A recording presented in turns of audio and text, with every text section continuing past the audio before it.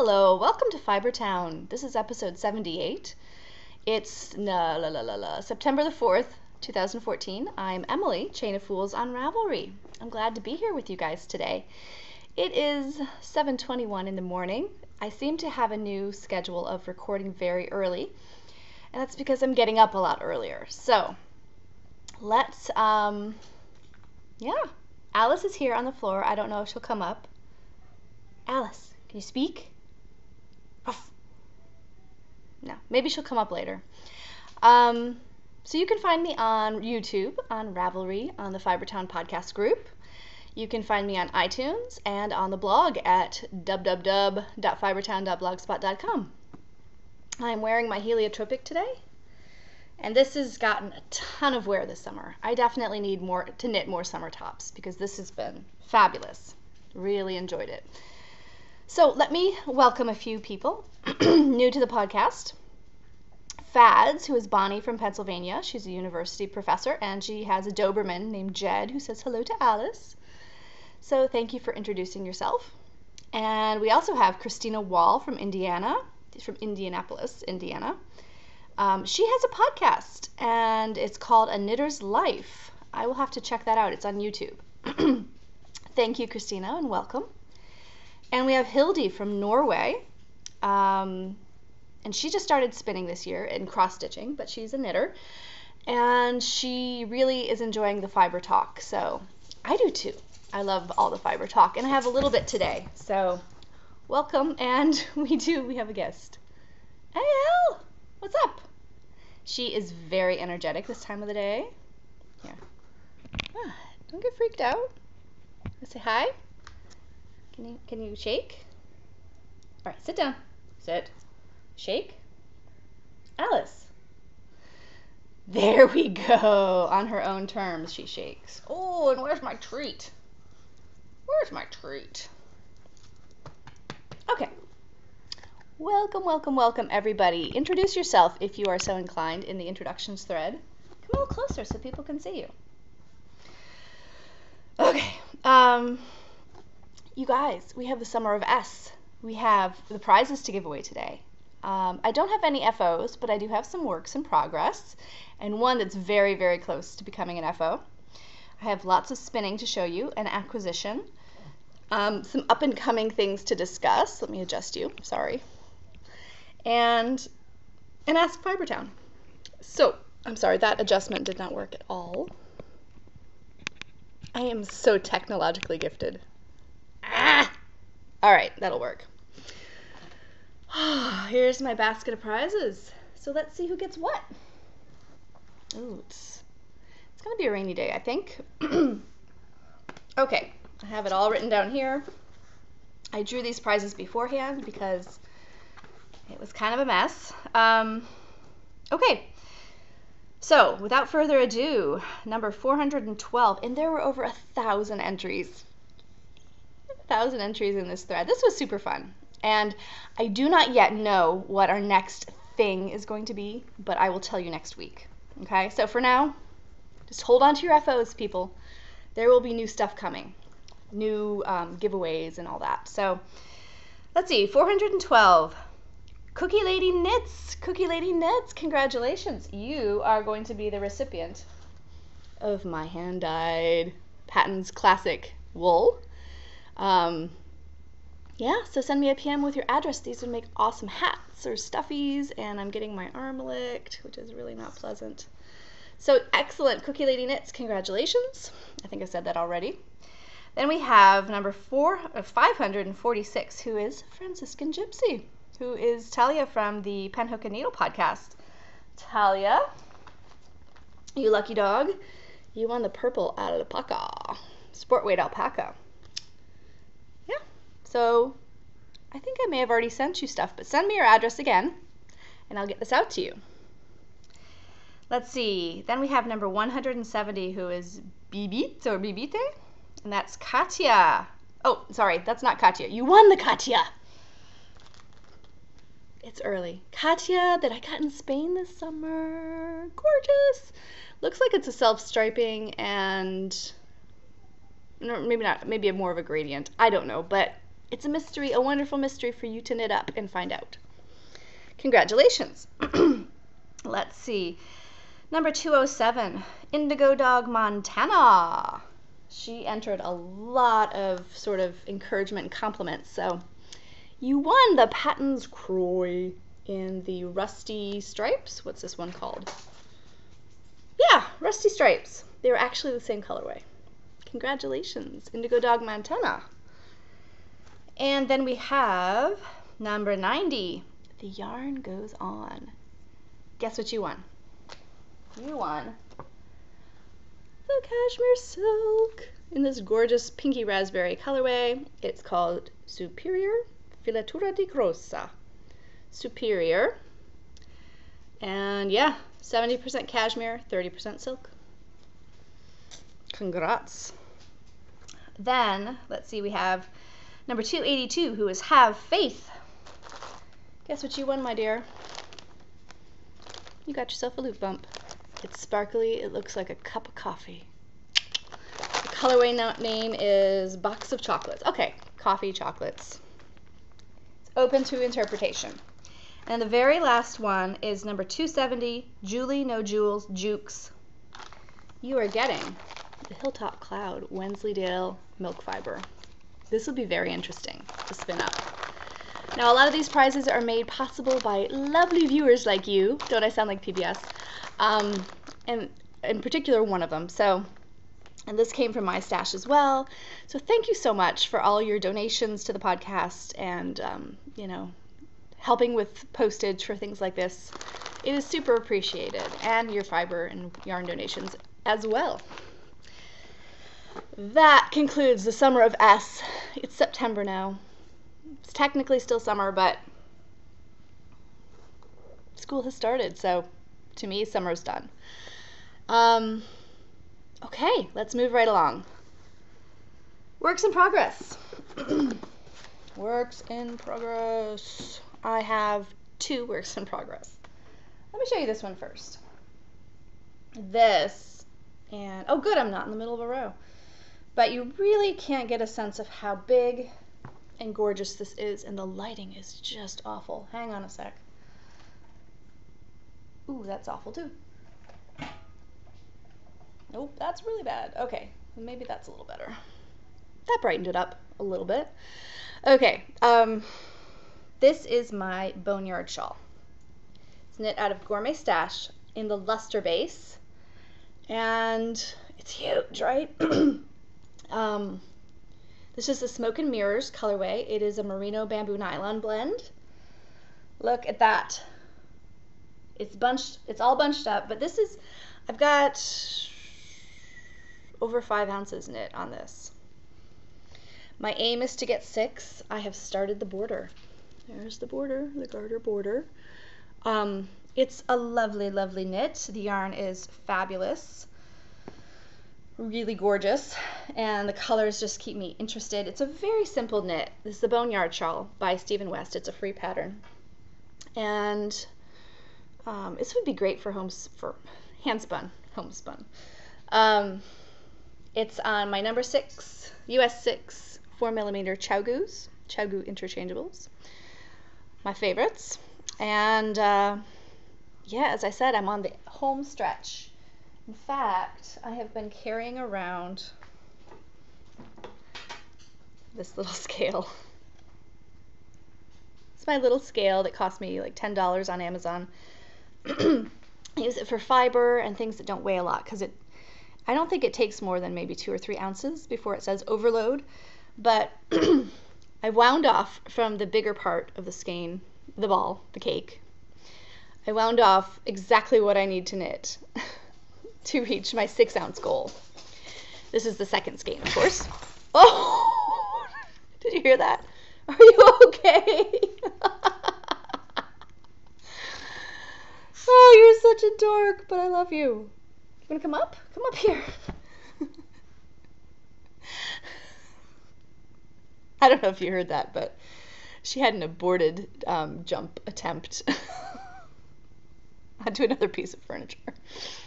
She came and she had like serious momentum going here, because she came from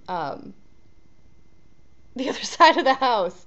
Tried to jump up on a chair, and I had put some stuff in the chair. It freaked her out when she jumped on top of it, so she kind of flipped right out.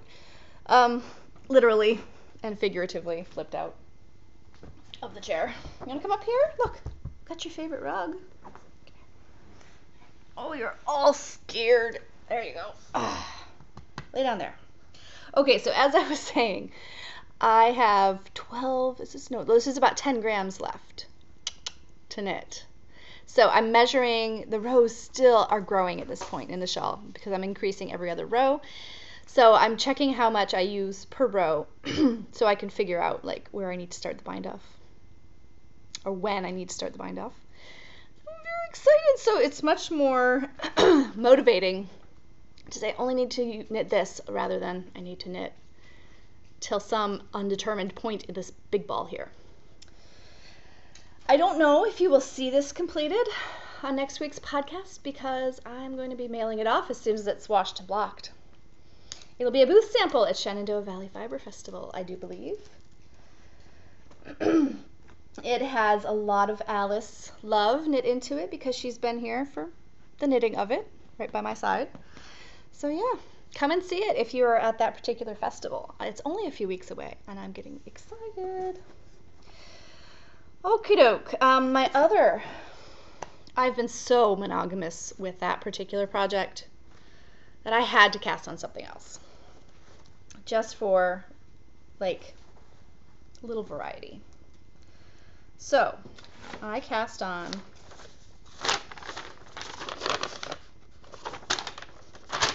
I got this book from the library. It's, oh gosh, what's it called? Knit Along, maybe? Ugh. Anyway, it's called The Barn Raising Quilt. And it's by Shelley Mackey and Larissa Brown. And 36 knitters from around the world. It's designed to be like a knit-along kind of blanket. There she is. Yeah, she's going to have a nap. So I cast on my first barn raising square. And I am using Cakewalk yarns and whatever their sock weight base is. It's a very thin sock weight base. And in retrospect, given that, I should have used a smaller needle, probably. Oh well. This is my first one. And it looks like a little bag. Or maybe part of a stuffy. I don't know if you can see that, I used the pinhole cast on. I've used a crochet pinhole cast on several times, and it looks the same as this, and it functions the same, but it's not done the same way. And I really, come on and focus, I really like the look of this cast on. Is that focusing? Holy cow. You can see it a little bit there. Anyway, it looks great, and my plan is next week to have one started and to show you how it works. It's a really cool cast on to do. Tin Can Knits has an excellent tutorial online, free tutorial. Oh, the hair is looking great today. Free tutorial on how to do the pinhole cast on. Really easy to figure out, and it's cool. It's kind of a cool cast on to do. So I highly recommend it. So yeah, the barn raising squares, they're done out of scraps, so at least for me they will be. And I don't know, I'm using my Vintage Rose Hobbit stitch marker set. There's the Hobbit hole and the pipe, and got an elvish bow and arrow, and what's this? Oh, an axe from the dwarves. My dragon is on my boneyard shawl. So yeah, this will be done next week, I hope. This much left, and what's kind of cool is that you can just put the little ball of yarn right in there. So next week I will show you how to do the pinhole cast on. Oh, I should tell you the needles. These are just double points. I thought I'd try those first. A lot of people do magic loop for this, and these are 3. Let me see. What does it say? I think these are 3 millimeters. Well, hello again. Something's going on with my camera in my computer. only half of what I recorded earlier today has saved. So here I am, the little costume change going on. Just took the kiddo to school and my glasses. So I was talking about the barn raising square that I was doing out of Cakewalk Yarns. And I don't know if, if I showed you my basket of scraps in what saved or not. There it is. Isn't it gorgeous? So I will be knitting scraps out of that for the barn raising and possibly other scrap blankets. So did I talk about the pinhole cast on? Okay, I probably did, but I don't know what recorded. I will talk more about that next week as well, because I am enamored of the pinhole cast on. So let's talk about spinning, because that's where I got cut off, I think. So I spun this. This is from my dye class at Dragonfly Studios a few years ago. It's Polworth. It's 4 ounces. It's pinks and purples and grays and lavenders. And it's about 300 and some yards. Like a dork, I didn't write down the yardage. But I think this is screaming to become mittens. I think that would be awesome. Possibly a capucine hat. My friend Sarah is thinking about knitting one of those. And that's been on my list. I think I cast one on last year and it didn't work out, but really want to try that with some handspun. She wants to do hers out of Hobbledehoy handspun, which is a really good idea. I'm just laughing because the dog just belched. Okay, she went around the block with us and then to the bus stop. So now she's in the sun. So the other thing I'm spinning is my Cormo. From, oh gosh, now this is all, the end is all coming together. Okay, it's Cormo from Reflections at Rocklands. Now, I've been spinning this thin, very thin, and I've been spinning it worsted, and I'm going to 3-ply it. And I have 8 ounces. It's going to take, hang on. Make sure I don't lose the end. It's going to take a long time. I don't love spinning worsted, but I feel like after reading the Beth Smith Spinner's Book of Fleece, this is how it wants to be spun and plied. So worsted, thin, because it's going to poof up. A Cormo has a lot of crimp, and it wants to go back to, it wants to revert to its crimpy state. So it's going to poof and have elasticity and squishiness, and so I'm doing it thin just to minimize that, and I'm doing worsted so that it doesn't have extra air that's going to make it even poofier. So I'm looking for a 3-ply, and I want it to be a garment of some sort, and I don't know. I mean, it could end up being a shrug because it's only 8 ounces. We'll see. We'll see what the yardage is, and I could always get more because Reflections at Rocklands will be at Shenandoah Valley Fiber Festival, which is coming up in just a few weeks.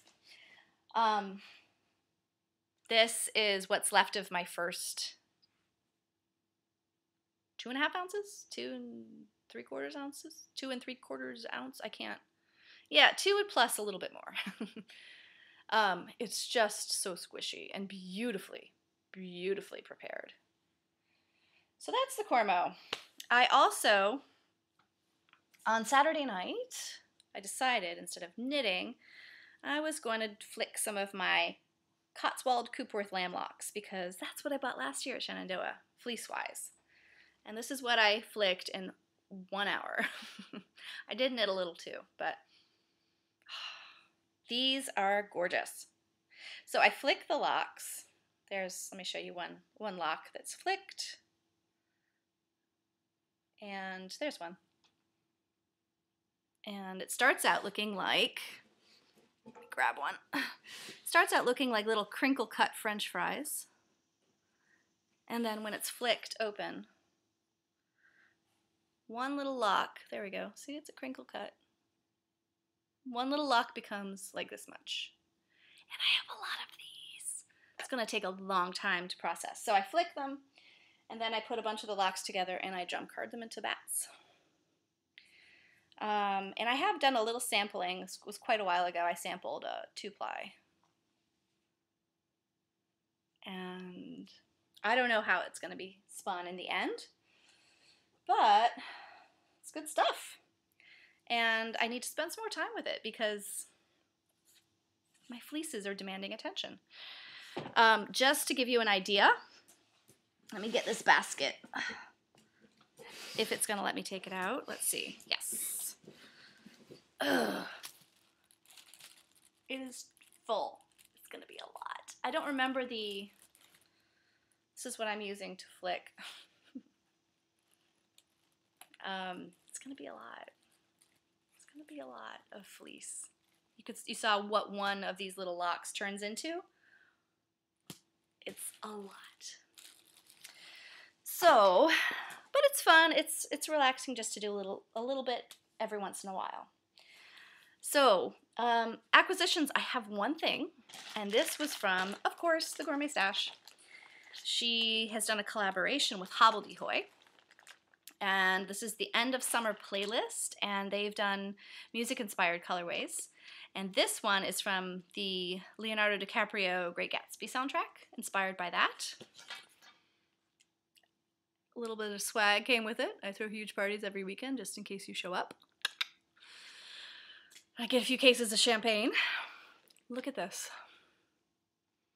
This is so elegant and sophisticated. This is the Stellar Top. It came with the playlist, by the way, as well. Some of the songs from the soundtrack. Stellar Top, 4 ounces, ice dyed. I explained that in a previous episode, how Kate does that. So it's 16% stellina, it's a ton of sparkle, and 84% superwash merino. It's these muted golds, almost a tan. It's really hard to describe this color. It's just elegant. And then these charcoals and some buffs as well. I think this is going to be amazing spun up, and I can't picture how it's going to spin up, so it's going to be a fun mystery. I'll probably 2-ply it. I don't know. So that's going back in the bag. That's my one acquisition this week. Up and coming, I want to knit the worsted boxy. Where is my wool? See, I already did this, so I don't know where. Oh no, I think I put the wool back there. Okay, well, it was the Malabrigo Rios in the Paris Night colorway, which has been knit into us. I bought it at Webb's on my Webb's trip years ago. Bought 5 skeins maybe, and I want to knit the worsted boxy by Joji Locatelli, and so this yarn was knit into the Rocky Coast cardigan, and the sweater just didn't work for me. It didn't fit me right. It slipped off my shoulders. So I frogged it because it wasn't getting worn, and I really love the yarn. So I think it'll knit up beautifully into the worsted boxy, and that's getting cast on as soon as I'm done with the Boneyard shawl. So that is up and coming. Also up and coming is Shenandoah Valley Fiber Festival. Did I mention that already? Oh, here's my, okay. I'm very excited. It's only a few weeks away, and this is sort of my fall festival. I do 2 festivals. I do Maryland in the spring and Shenandoah in the fall. And I made a little list of places that my must-see places, and there are tons more, but I think I'm going to go first to Reflections at Rocklands. Usually, my first stop is the Spanish Peacock, and I was 3rd in line last year. I think it's going to be insane this year because Mike has made shawl pins that I think could cause fist fights amongst grown men and women. They are Lord of the Rings inspired. So it's a pin, it's a round with inscribed with the script that goes around the ring in Lord of the Rings. Is that ancient Elvish, maybe, the language? I don't know. So that is the ring of the shawl pin. And then the stick of the shawl pin is Sting, which is Bilbo's dagger, or sword, dagger. So yeah, that's going to be, and it's all inscribed. It's beautiful. So I think I'm going to steer clear because as much as I would love to have one, I'm pretty sure there are people out there that want it more than I do. And I think it's going to be crazy. So, but I will make it to Spanish Peacock, and I'm in the market for a Russian spindle. And I'd like a colorful one. So, yeah, we'll see. So Reflections at Rockland, Spanish Peacock, Knitting in Color is going to be there. They were supposed to come last year, but they had to cancel, unfortunately. And so I'm excited to see them because I've been wanting to for a year. I think they have great bats. That's my understanding. And possibly some spindles as well. Meduseld, I really want to see what Patricia and her family has this year. They have their own yarns and some fiber and lots of other things. So I'm definitely going there. And the Fleece Sale. I will be checking that over. That might be my second stop. And of course, Gourmet Stash. Of course. So very exciting. That's in a few weeks. So that is up and coming too. Okay, so we are almost done here. I just have one Ask Fibertown question to answer. And y'all, we are almost out of questions. So bring them on if you have them. As I said before, silly questions are encouraged. So today's question is question number 23. It's from Indigo Dog, Montana. And she says, let's see, where is it? I already answered this. Oh, here it is again. Hello, you may have mentioned this in the past and I missed it, but can I ask what you and your husband do for work? Your lives seem so wonderful as you are spending 6 weeks in Spain. As a dear friend of mine says, good living. Yeah, we're lucky.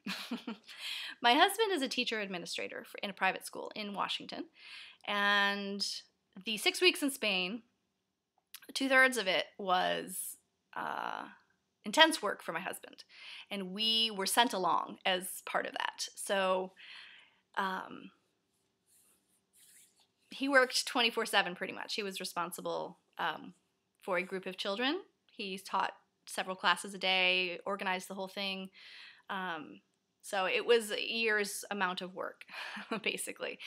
And the kids and I were there because we don't want to be apart for that long. We've done it before, and it's just a deal breaker. So we go with. And the 2 weeks at the end of that, where the students had gone back with the other teacher, we spent with my husband's parents. And so yeah, so that's how we swing that. And it is good living, let me tell you. We're very lucky. So as far as myself goes, I have a master's in speech language pathology. I have done a lot of jobs in my life. The past 10 years, I've been working in the school system as a speech pathologist. And I've been, I wouldn't say retired, but I quit the school system 2 years ago. I'm in my 3rd year of stay-at-homing, and last year I homeschooled my daughter, and she is going to my husband's school this year. So we're really lucky we have that option. So I think that's going to be changing in the next year or two. You know, I really love podcasting, and I want to keep doing it no matter what. And I really love designing knitwear. You know, what I've done so far has been super fun, and I'd like to keep developing my skills at that. So we'll see. I have had lots of jobs in the past. I was a French teacher for 5-6 years, and I wouldn't rule that out again because I ruled it out at one point and it came back. People sought me out to teach French again, and I did, and I love it. And so we'll see. I'm very much a jack of all trades, master of none. No, that's not true. I have a master's. So I guess I am a master of speech pathology. Anyway, that is the story right there. I hope that clears things up. Yeah. Lots of places I'd like to travel if money would allow, but for now we go where the students go. So excellent. So I hope you guys have a fantastic week. Let me see if I can cobble these 2 videos together and you will get an episode. And next week you'll get another one. And I'll see you then. Bye-bye.